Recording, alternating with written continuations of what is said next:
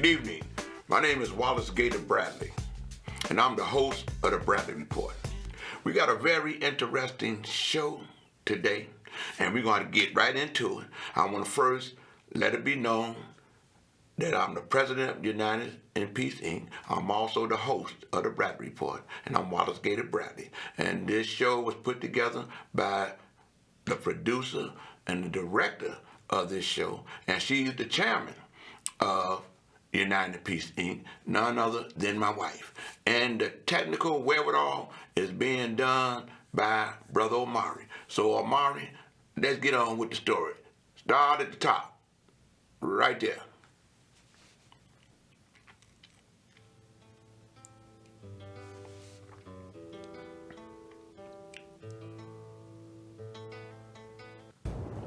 You wouldn't know it by watching the news or listening to the haters. But on crime, Mayor Lightfoot's got a plan. She's putting more police on the streets and getting more guns off them.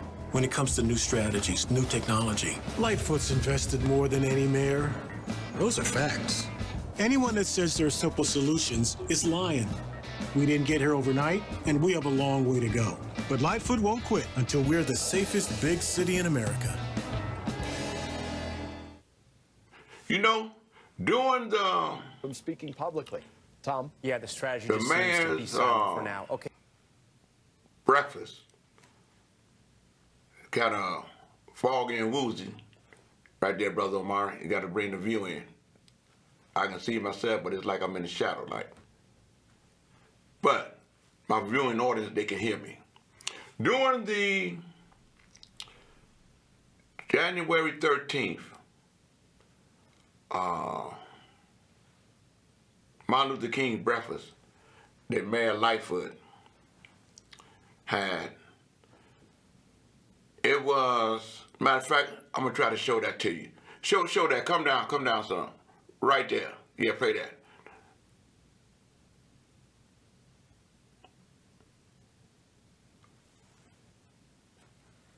Yeah.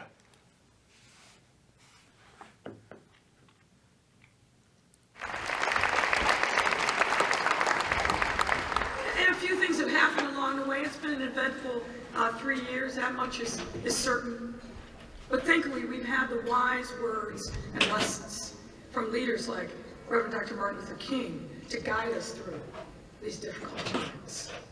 60 years ago, Dr. King shared his vision of racial justice. He vividly depicted a world where resources, opportunities, and relationships are built off a shared set of values. Because if we didn't learn the lesson of COVID, we are all tied and united together. Dr. King knew that. Many others have said it. But he understood that most dramatically.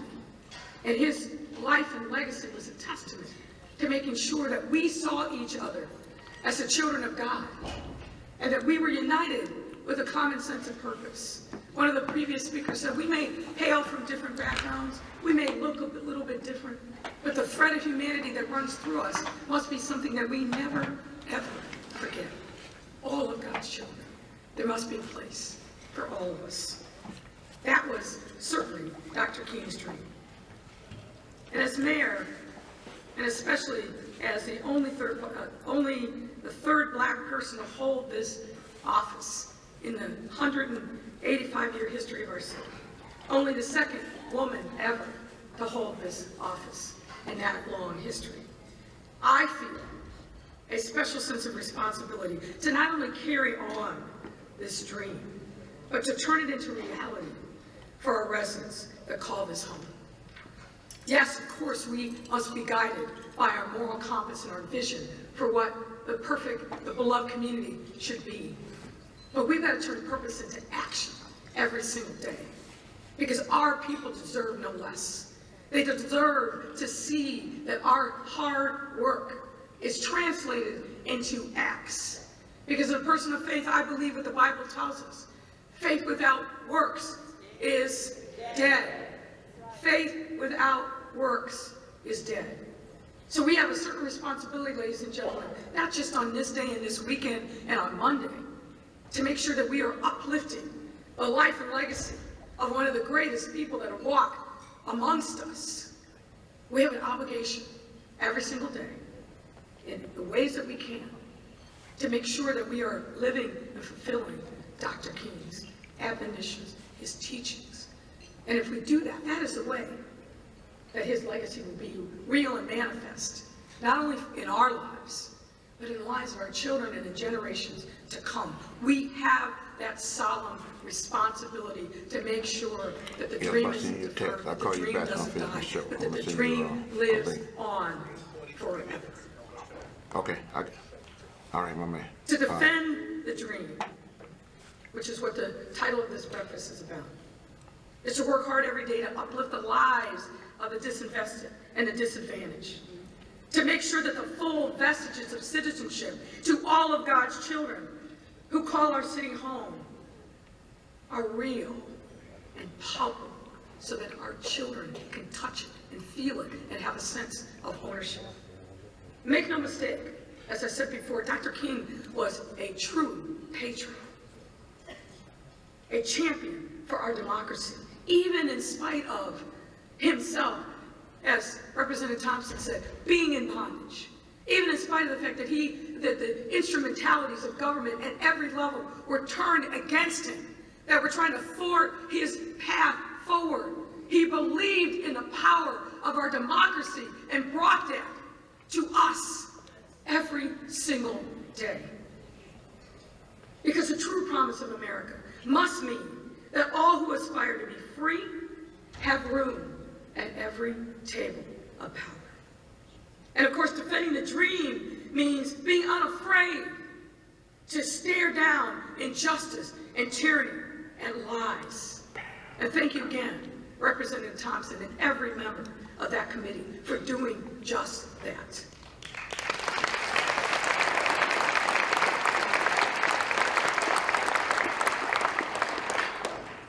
Black man from a small town in Mississippi, cast upon one of the biggest stages ever, showed us what it means to have courage and conviction and leadership, to be a fearless fighter for the truth. To defend a dream is to face challenges head on and echo the rallying cry for change, just like our champion of freedom recipient, Mamie Till Mobley did. And after going through the deepest painful experience any parent could suffer, she courageously demanded that everyone look at what was done to her precious child. Many of us are old enough to remember seeing those photographs, Jet Magazine, Ebony, and elsewhere. We dared not look away. Horrifying to see. But she was trying to teach us. She was one of the original mothers of turning pain into purpose. Her grief urges to rally together and fight for a better tomorrow. And we have to be heeding her call, because we are indebted to her and her legacy. That's why it's an honor for me to champion, as we did last year, the memorialization of the home of Emmett Till as a historical site. And I want to thank my colleagues in the City Council for voting for this. To defend the Agreements Act in service of higher power, like Pastor Kevin Ford does every day, every day. Pastor Ford is a third-generation pastor who carries on the legacy of his grandfather, the late Bishop Ford, and who gave the eulogy at the funeral of Emmett Till. You see how we're stitching together the arc of our history here in our city. That legacy inspires Pastor Ford to infuse his faith into good work that is emphasized by his efforts at St. Paul Church of God in Christ to provide young black men and women with trade training, host food and clothing drives for those in need, provide resources to our elders. And this is how we fulfill our duty, to serve our neighbors. And we are grateful, Pastor Ford, for your shining example to all of us. Thank you, sir.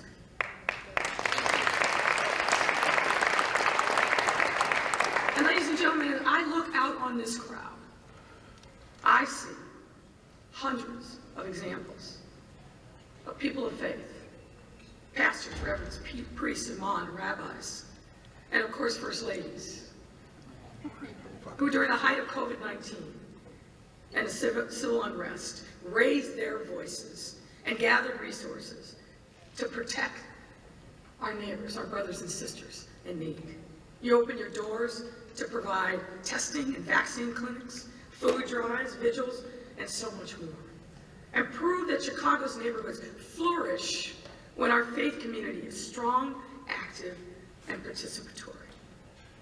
As Matthew chapter 25, verse 40 tells us, now if we were in church, I would say, turn with me in your Bibles. That verse reads, quote, "Whatever you did for the least of these brothers and sisters of mine, you did for me." And this verse encapsulates and guides my life and my work.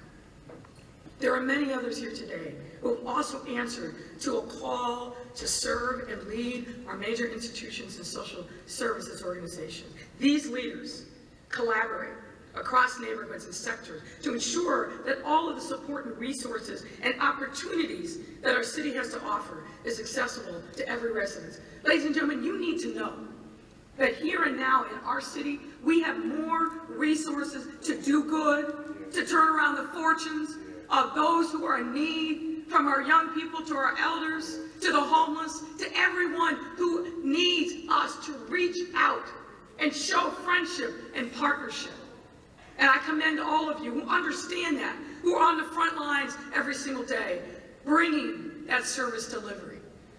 Please know, if you didn't know before walking in this room, please know that you have a champion in me and my team and my administration. Because this is what bending the arc towards the arc of moral justice, arc of the universe towards moral justice, this is what this must look like in this time, in this place. And I am proud and humbled to be the mayor of a city filled with leaders and doers and defenders of the dream.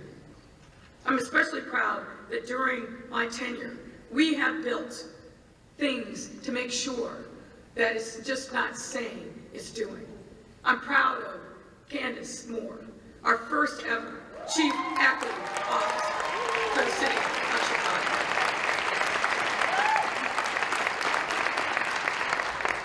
Who has made sure that we not only have a value statement, that we live that value statement, and that that value statement is infused every single day in the work of every single city department. We understand that we must view our work through a lens of social justice, equity, and inclusion, have to have meaning in the work that we are doing, or we might as well go home. So thank you, Candace, for all that you do to make sure that we are doing our part to keep the dream alive. And in case you haven't heard, I am an unapologetic, and in the words of Shirley Chisholm, unbought and unbroken in my dogged insistence that we build black and brown wealth in this city. That we open up the corridors of wealth and opportunity and economic development to all who are able, to all who are willing. And I will not turn back. I will not bend down. I will not stop as some have demanded, because this is what we must do in this time. This is the righteous work of our life, and we must continue onward to make sure that we never go back, that we never return to the status quo, that we do everything possible so that my child and your children have hope and opportunity. Because when they have open opportunity, they value themselves. They value the sanctity of life of others. They have hope and respect in their hearts. And it helps us on them unlock the power of innovation so they can fulfill their God-given talent. That is the mission that we are on, and we must never, ever retreat. I'm reminded of a quote from Dr. King, which says, quote, "Faith is taking the first step even when you don't see the whole staircase." And even though the staircase to a racially just future is a long and steep one, and we don't even see the top because we're not there yet, it's one that we must ascend, and ascend it courageously. and make sure that we are intentional and, importantly, not pulling up the staircase behind us, but bringing others along, building that bridge over which others can travel.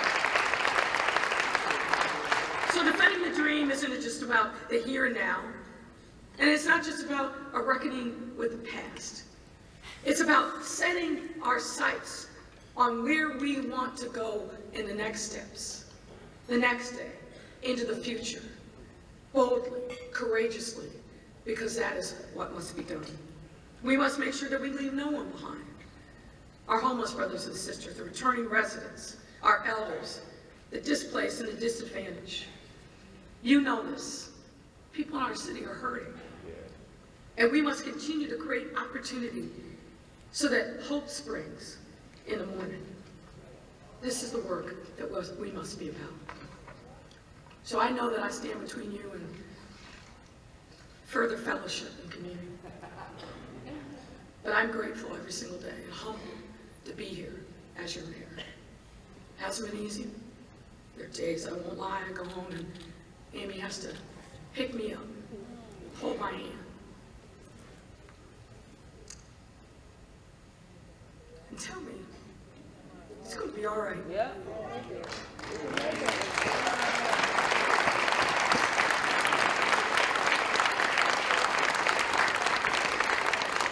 And you know what? It always is. Because I'm the mayor of the greatest city. Yeah. Greatest. Keep going. Keep going. Yeah, we got big challenges. And we also have tremendous opportunity and joy and love. And you people in this room are a big part of why we are special and different than any other place. So I want to say thank you. I want to say God bless you. And I want to say continue forward. The work must be done. Thank you all. My name is Wallace Gator Bradley, and I'm the host of the Bradley Report. And I want my viewing audience to listen to this great black woman. Could you spell your name for them and say what church you're from? My name is Fatima Traore, Fatima Traore. I'm from the African community, specifically the Malian community, working as a community leader with the mayor office. And I was happy to be here among all of the great leaders, and then I believe that the initiative is very great. What I have learned from here today is the importance of leadership, not only leadership, but unity, because it was very diverse in the room, and that's due to a good leadership. Right. You know, me personally, I've known what happened when Harold won the election in '82, and the importance when we in the city of Chicago had to come back and help him win re-election. And we knew about his plan of equity and inclusion that he had there. And then they got rid of the sitting mayor, Mayor Sutton, and Daley came in and got rid of the plan. In my opinion, from what I've witnessed, Mayor Lori Lightfoot is carrying on the dream as well as the vision of the plan when you see her pushing equity and inclusion. How do you feel about that? I feel like, I agree with what you're saying. However, more can be done as far as outreach to the minorities, which I'm a small business owner myself. Right. And when you speak about equity, are we working on it? Yes, we are. Can more be done? Yes. Yes. And we're looking to strive together for inclusiveness, more inclusiveness. Right. Well, one thing for sure, I know you got to go. Yes. But hey, to God be the glory. Always. And this is our story. Yes. We need to re-elect the mayor so she can do what? More. She can do more. Thank you. Thank you. So that she can do more. Right. You know, man, we was talking about the importance the mayor's Invest Southwest. Absolutely. Okay? And could you let my viewing audience know who you are, spell your name? Okay. Frank Brim, Director of Operations for the Base Chicago. Brim, spelled B-R-I-M. On the west side of Chicago, man, trying to engage our young people academically as well as athletically, trying to holistically build our kids up. And we're doing some phenomenal things. And I'm so thankful for the mayor, the contribution she's made to our endeavors. She got my full support. You know, and one of the things I want to say to you before my viewing audience, I got your numbers. We're going to work together. Absolutely. Being perfectly focused to let everyone know we can't afford, as a people, especially African Americans, to let Paul Vallis, Oh, yeah. they're supported by the Fraternal Order of Police, there's Trump influence, as well as Willie Wilson, because he went to try to get their endorsement too. Yeah. You know what I mean? Okay. And everybody got a right to run. But we saw what happened with Harold Washington and what happened with Sawyer. And when we see African Americans, when I look at the candidates that's running, and you're gonna see one white and one Hispanic. And Chewy ain't did nothing for us neither, so we're not gonna get fooled on that one. Right. It makes one wonder,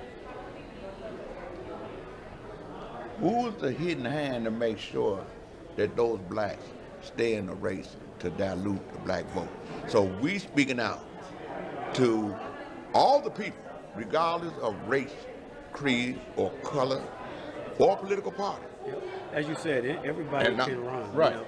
But I say this always about the mayor. I say that you can say a lot of things, but she's kept every promise she made. Ain't no question. And so that's why I support her. Ain't no question. Until you show me otherwise. Right, my man, I appreciate you. Hey, I'm Wallace Gator Bradley, and I'm the host of the Bradley Report. We at Mayor Lightfoot Martin Luther King breakfast, because she's the mayor of the city of Chicago, okay? And she had one of the greatest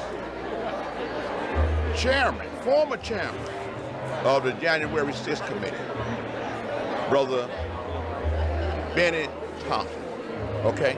But what's key, we have this young lady here. Could you give them your name, spell your name, tell them the name of your company? Absolutely. My name is Tracy Bell.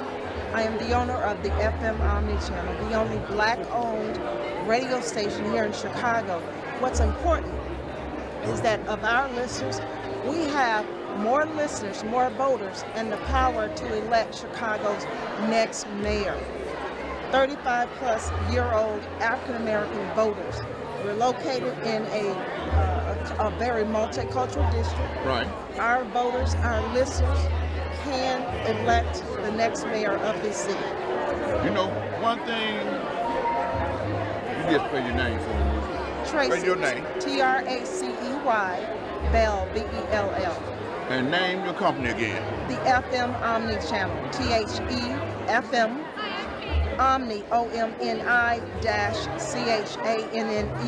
radio station here in Chicago. And one of the things that's important, she's also a registered voter, a black, let me say this, a businesswoman that happens to be black. And then we got another registered voter here. This brother Jerry Brooks. Jerry, spell your name for me. J-E-R-Y, Brooks, R-O-K-S. And the Steppers organization that you with. Majestic Gents. We one of the top 3 clubs in Chicago, Illinois. And we throw nice party and we always help each other out in the community. But one of the things is this, y'all not just a club, the art and the culture of y'all being what? Steppers and walkers. And walkers in the community. You know, and also this is my first cousin. We don't go nowhere without coming to help inform the people the importance of why you got to come out and vote. Sometimes it make no difference who you're voting for. It's just that this time, we asking you to come out and vote to re-elect Lori Lightfoot as the mayor of the city of Chicago. We can't afford to let Paul Vallis, who's siding with Fraternal Order Police, and we know they're racist, to be able to take the city of Chicago because he and Willie Wilson are Trump-influenced candidates. This is serious. And like I read somewhere, this mayor wants it like she talking. To God be the glory. That's our story. And we're going to work together to inform the listening public to the truth of what's happening, as opposed to the misinformation, the disinformation, and the mainly big lie when people saying that she ain't doing nothing. Thank you. You know, the wonderful thing about the mayor's breakfast, she had Benny Thompson come and speak. And let me share this with you.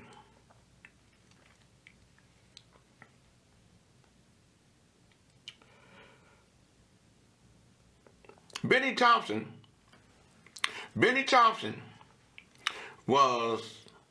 he's a congressman from Mississippi. He was also the chairman of the January 6th committee, talking about the insurrection and the attack on the Capitol, because the former president had his people come down there and try to stop the certification of Biden becoming the president. And they had this brother, the chairman of that committee, that did the investigation. This is what Benny Thompson said, mainly as it affects the people in Chicago. Thompson warned about the charlatans who speak out in the spirit of Martin, saying they were the same critics who spoke out against King. They're the same kind of folks who have come after Congresswoman Robin Kelly and Lightfoot too. He was alluding apparently to Kelly's battle to lead the state Democratic Party and Lightfoot's opponents. Turning to the mayor, Thompson said, and I quote, "If you want to make enemies, try to change things." And when he was asked if he was endorsing Mayor Lightfoot for re-election, his statement, absolutely. We as Chicagoans know the history. How when Mayor Washington died, Sawyer ended up becoming the mayor. He knew Harold Washington's plan of inclusiveness and equity and was going to implement it. But it was certain individuals, like these individuals that we see in today, that moved for a special election so that Mayor Daley could get elected. Mayor Daley got elected in 1989. He did the last 2 years of Harold Washington's term, and therefore Harold's plan of inclusiveness and equity didn't get done. Here we are today, 36 years later, in the same situation when everybody know that Mayor Lori Lightfoot, within the 3 years or 4 years she's been there, have done things and made things happen in this city that ain't happened in 30, 40 years. She has been inclusive with her Invest Southwest to the tune of $2.2 billion to help all communities, especially African American and Hispanic community and the business people within those communities across the city. Black, white, brown, Asians. far as about the police, and far as about all that, all those individuals running against the mayor do not have a platform. And I want to end on this. I'm gonna send this to you. Hit that thing up there for me, Omari. It's a 1 minute thing. Hit the let me see it. No, go up. Go up. Right there. Right there. Hit that.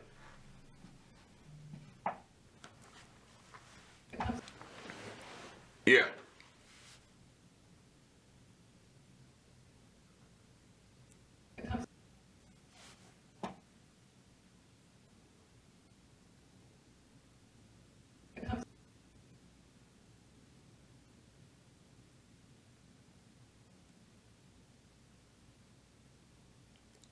The sound not coming through?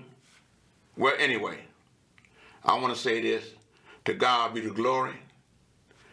Make sure February 28th, 2023, we come out and we vote to re-elect Mayor Lori Lightfoot. Vote, don't choke. To God be the glory. That's my story.